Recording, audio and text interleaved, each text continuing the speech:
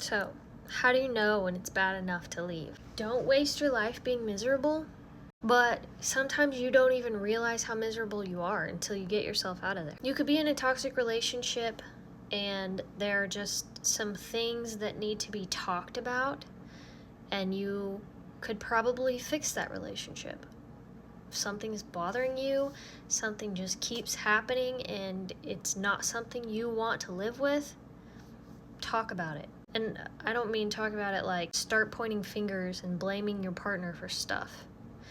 I mean, let them know in a calm, loving way that you don't want to be part of that. If you're in a truly narcissistic relationship, it's important for you to understand that these people are not capable of changing. Not going to happen. No matter how hard you try, you can't make it better.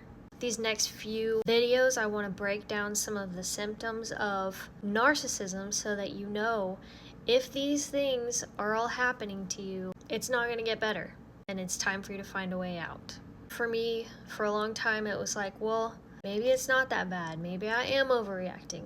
By the way, that's gaslighting. So we'll just go ahead and talk about that one first, because I feel like that term is all over the internet.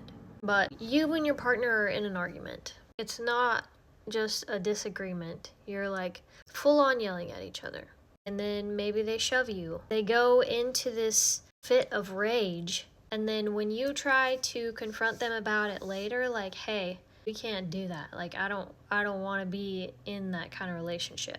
But if you're met with resistance and they're like, oh, I didn't mean it. I didn't even push you that hard. It's not a big deal.